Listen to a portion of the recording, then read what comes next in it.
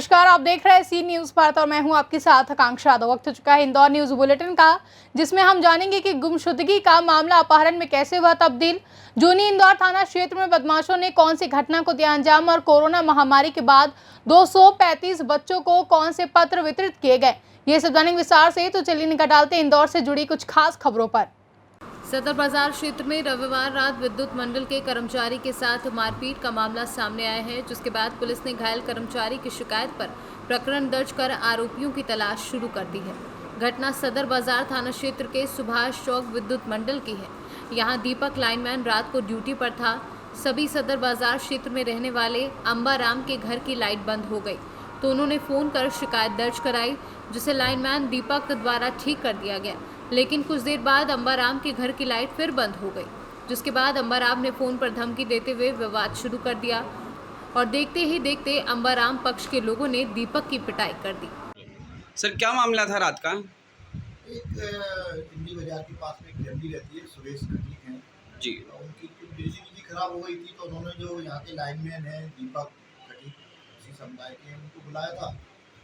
बिजली ठीक करने के दौरान मोबाइल के ऊपर कुछ गाली गलौज हो गया दोनों पक्षों के बीच में। तो उसके बाद एक दूसरे के ऊपर दोनों पक्षों के लोगों ने पथराव वगैरह किया, मारपीट की, जिसमें दोनों पक्षों ने क्रॉस कर दी है। दो ही में क्रॉस हो गया। इसमें किसी को कुछ लगी सर? किसी को कोई चोट वगैरह? दो तीन महिलाएं हैं जिनके पथराव में सर वगैरह पे चोटें आई हैं, और जो बिजली वाले कर्मचारी हैं उनके भी हाथ वगैरह पे चोटें आई हैं, तो उनकी सबके मेडिकल कराए गए। क्या नाम है सर आपका? नाम क्या है? सुनील श्रीवास्तव। इंदौर से सीनू संवाददाता शहनवाज खान की रिपोर्ट। इंदौर की बाणगंगा थाना पुलिस ने मुखबिर की सूचना के आधार पर 2 आरोपियों को गिरफ्तार कर लिया है, जिनके पास से बड़ी मात्रा में अवैध शराब भी बरामद की है। अवैध शराब की कीमत 7 लाख रुपए बताई जा रही है।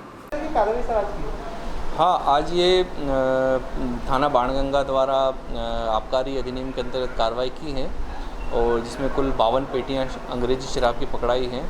ये आज दोपहर में करीब 11-12 बजे पुलिस को सूचना मिली थी कि टिगरिया बादशाह रोड पे एक महिंद्रा पिकअप वाहन है, जिसमें अवैध शराब परिवहन की जा रही है और उसमें मेडिकल ऑक्सीजन लिखा हुआ है।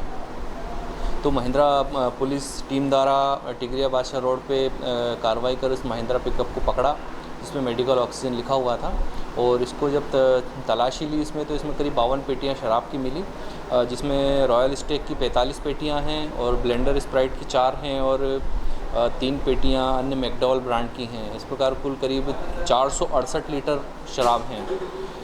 तो ये इसमें इसके साथ में 2 आरोपी मिले, नरेंद्र सिंह और इंद्रजीत सिंह, इनको पुलिस ने गिरफ्तार किया है और इनके खिलाफ 34(2) आबकारी अधिनियम का मुकदमा पंजीबद्ध कर लिया गया है, और इनसे पूछताछ की जा रही है कि ये शराब कहाँ से लाए हैं। इनका बैकग्राउंड वगैरह भी तलाशा जा रहा है कि ये कहाँ काम करते हैं, क्या काम करते हैं। सर, ये शराब ठेकेदार की बताई जा रही है? अभी इसमें सब्सटेंशियल कोई प्रोग्रेस हुई नहीं है और किसी का नाम अभी आया नहीं है, और अभी आरोपियों से पूछताछ जारी है और इनका बैकग्राउंड तलाशा जा रहा है। मेडिकल इमरजेंसी सुविधाओं वाली गाड़ियों में ये हॉस्पिटल में अटैच ये किसी हॉस्पिटल में अटैच नहीं थी, इन्होंने बस मेडिकल ऑक्सीजन लिखवा रखा है गाड़ी के ऊपर, और अभी किसी हॉस्पिटल से अटैचमेंट होना भी नहीं पाया गया है गाड़ी का। लगभग कितने की शराब होगी? ये करीब 6.5-7 लाख की शराब है। उपनिरीक्षक स्वराज डाबी, थाना बाणगंगा। इंदौर से सीनू संवाददाता शहनवाज खान की रिपोर्ट। इंदौर प्रदेश सहित देश में कोरोना महामारी के कारण सभी वर्गों को कहीं न कहीं क्षति पहुंचाई है। ऐसी क्षतिपूर्ति के लिए केंद्र सरकार की योजनाओं के तहत इंदौर में जो बच्चे अपने अभिभावक खो चुके हैं, उनकी शिक्षा को ध्यान में रखते हुए उन्हें निःशुल्क शिक्षा मिल सके, ऐसे 235 बच्चों को निःशुल्क शिक्षा के प्रमाण पत्र वितरित किए गए। वहीं इसी के साथ उच्च शिक्षा के छात्रों के भी रजिस्ट्रेशन एप्लीकेशन के माध्यम से किए गए, जिसमें 175 छात्र के अब तक आवेदन आए हैं। उनके लिए भी आने वाले दिनों में कॉलेजों से बात की जाएगी और उन्हें प्रवेश निःशुल्क दिलाया जाएगा। जो सांसद सेवा प्रकल्प, ये योजना और प्रकल्प रूप में ये माननीय सांसद द्वारा प्रारंभ किया गया, उसमें मैं न केवल एक ऑफिशियल कैपेसिटी अलग होती है, व्यक्तिगत कैपेसिटी में जुड़ा इस कार्य से, क्योंकि कहीं ना कहीं जो पहली लहर दूसरी लहर भी देखने को आया कि कई बच्चों के घर में जो उनके पालक थे, उनके पेरेंट्स थे या उनके जो गार्जियंस थे, जो अर्निंग थे, जिनकी वजह से उनका एजुकेशन लालन पोषण चल रहा था, वे हमारे बीच नहीं रहे। और इसकी जब माननीय सांसद जी के द्वारा जब ये योजना प्रारंभ की गई, आवेदन बुलाए गए, तो काफ़ी बड़ी संख्या में आवेदन आए। और जब हम लोगों ने स्कूल के संचालकों से जैसा बैठक की, तो उससे भी ज़्यादा संख्या में स्कूलों के द्वारा अवगत कराया गया कि साहब हमारे यहाँ जैसे हम लोगों को लगा था, तो एक और बच्चा निकला किसी स्कूल में, ऐसे करके संख्या बढ़ी हुई।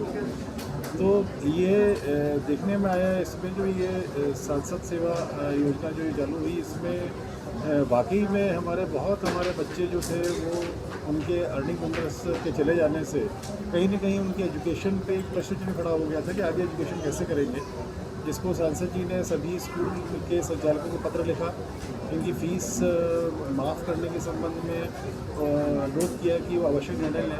और उसमें कईयों ने 100% फ़ीस माफ़ की, कुछ ने कुछ प्रतिशत माफ़ की, जैसी की स्थिति थी, क्योंकि कई सारे हमारे स्कूल ये बच्चे पढ़ रहे हैं। और जो एप्लीकेशन आई है उसका अलग है। अभी तक 95 स्कूल वालों से हमारी बात हुई, हमने स्कूल में पत्र दिया था, उन्होंने कुछ कंसिडर करा, कुछ ने अपनी असमर्थता थी, उसकी फीस हम दे रहे हैं। शासकीय मदद योजना को शामिल किया गया है? देखिए, केंद्र सरकार की योजना है, माननीय मुख्यमंत्री जी की योजना है, उसमें उनको लाभ मिल रहा है, पर किसी कारणवश अगर वो रह जाते हैं तो उसमें फिर हम उसमें मदद कर रहे हैं। और इसमें हमारे जो जिलाधीश हैं उसके पूरा सकारात्मक रूप से इसमें जुड़े हुए हैं। इस पुण्य काम में उनका भी बहुत अच्छा सहयोग है। परिजनों को स्वावलंबी बनाना, ये किस तरह से योजना लागू? देखिए, जब वो माता बहनें आई थी, तो जब मैं उनसे कुछ माता बहनों से मिला था, तो उसमें मुझे ऐसा लग रहा था कि इनकी शिक्षा का तो हो जाएगा, लेकिन उनके परिवार में उनका भी भविष्य को लेकर, उनके परिवार का पालन पोषण को लेकर भी भविष्य चिंतित थी महिलाएं, माता बहनें। तो उनके लिए हमने प्रशिक्षण की बात की है। जिस माता बहन का जो प्रशिक्षण में रुचि होगी, उसमें हमारी एक टीम है, NGO है, जो कि उसमें प्रशिक्षण देगी। और अगर वो सर्विस करना चाहेगी तो सर्विस भी हम प्रयास करेंगे उनको। इंदौर से सीनू संवाददाता शहनवाज खान की रिपोर्ट। इंदौर के जूनी इंदौर थाना क्षेत्र में अब बैंक ऑफ महाराष्ट्र के ATM मशीन के साथ तोड़फोड़ करने की घटना सामने आई है। बदमाशों ने ATM मशीन को तोड़ने का प्रयास किया था, लेकिन वो तोड़ने में सफल नहीं हो सके, वहां से भाग निकले। जब बैंक के कर्मचारियों ने ATM मशीन को खुला देखा तो पुलिस को सूचना दी। घटना के बाद पुलिस के अधिकारी भी मौके पर पहुंचे और अब पुलिस ATM में लगे कैमरों से फुटेज बैंक से ले रही है, ताकि उसमें घटना करने वाले बदमाशों का पता लगाकर उनको पकड़ा जा सके। बैंक ऑफ महाराष्ट्र ATM में कोई छेड़छाड़ या चोरी का प्रयास हुआ है? जी, यहाँ पे पलसीकर रोड पे बैंक ऑफ महाराष्ट्र का ATM है। ये शुक्रवार की रात में इसमें अज्ञात बदमाशों द्वारा इसको तोड़ने का प्रयास किया गया।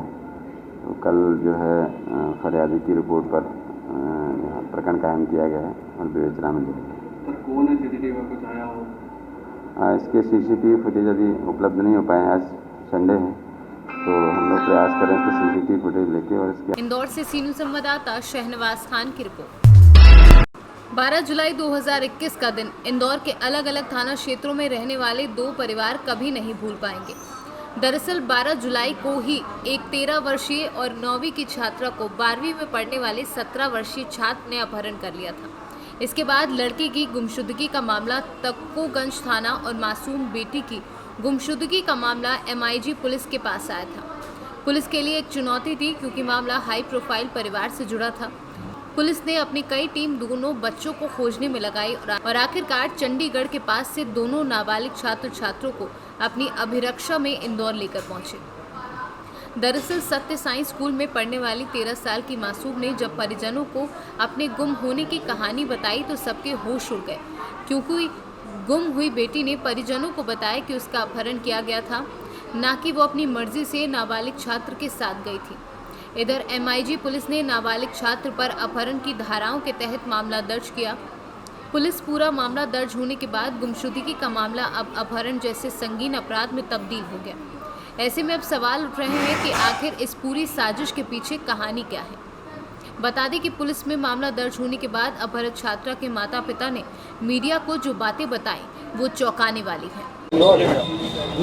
मैं और मेरे पति धीरज जोशी, श्री गृह मंत्री नरोत्तम मिश्रा जी, श्री कैलाश विजयवर्गीय, श्री रमेश मंडोला जी, डीएसपी सर दीक्षित सर, यहाँ के MIG थाने के दीक्षित सर, और मनीष कपूरिया जी DIG जो हैं, और क्राइम ब्रांच के जो एडिशनल SP हैं श्री गुरु पाराशर जी, और यहाँ पे SI सुरेंद्र सर और सीमा मैम, सभी का मैं तहे दिल से बहुत बहुत शुक्रिया करना चाहती हूँ। जिस तरह से इस दुखद घड़ी में उन लोगों ने हमारा साथ दिया, जिस धैर्य और अपनेपन से काम लिया, बहुत प्रशंसनीय है, बहुत ज़्यादा प्रशंसनीय है। मेरे कालिंदी पार्क जहाँ हम रहते हैं, वहाँ के लोग 2 दिन तक सोए नहीं हैं, हमारे साथ घूमते रहे हैं। एक पल भी हम लोग दोनों को, किसी को भी अकेला नहीं छोड़ा। कम से कम 15 से 20 लोग जमा रहते थे मेरे साथ और काफ़ी लोग इनके साथ, तो उन्होंने भी कंधे से कंधे मिलाकर हम लोग का साथ दिया। इसमें आपको कोई मानना है कि आगे कोई और कार्रवाई होना चाहिए? देखिए, मैं अभी इस बारे में कुछ भी नहीं बोल सकती। अभी हमने कुछ सोचा ही नहीं, क्योंकि हम उस स्टेट ऑफ माइंड में आए ही नहीं। अभी तो हम बच्ची को संभाल रहे हैं बस, कि वो ये चीज़ें बस किस तरह से सब कुछ भूल जाए। जैसे भी मेरा बच्चा इस सदमे से निकल जाए, क्योंकि वो भी बहुत डरा हुआ है मेरा बच्चा। बस मैं भगवान से दुआ करता हूँ कि आगे कभी भी इस तरह की घटना जो मेरे साथ हुई है वो किसी साथ ना कर सके, किसी की बच्ची के साथ, बस वो किसी और के साथ ना कर सके, यही प्रयास करता हूँ सर भगवान। दिनांक 12/7 को सूचना मिली थी कि बच्ची लापता हो गई है। उस संबंध में जैसा कि वैधानिक प्रावधान है, एक अपहरण का केस कायम किया गया था।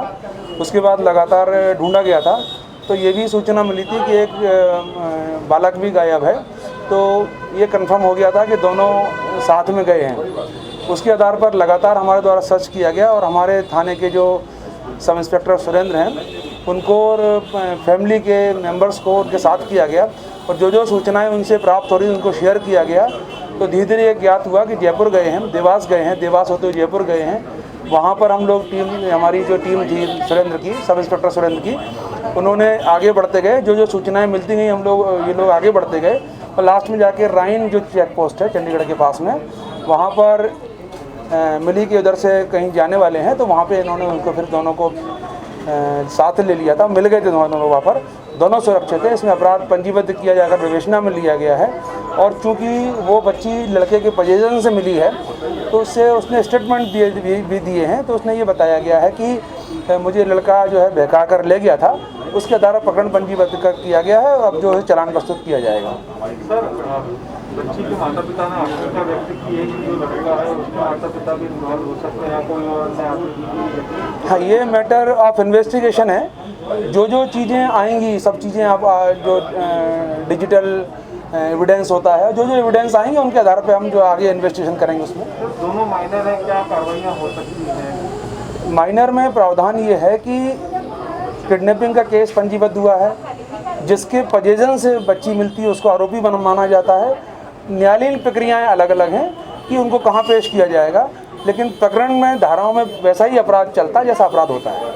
जो माइनर बच्चा है उसके पोजीशन से तो उसके खिलाफ किडनैपिंग आरोपी माना गया है और उसके विधिवत चालान पेश किया। इंदौर से सीनू संवाददाता शहनवाज खान की रिपोर्ट। फिलहाल के लिए इंदौर न्यूज बुलेटिन में बस इतना ही। देश और दुनिया की तमाम बड़ी खबरों के लिए देखते रहें सी न्यूज भारत।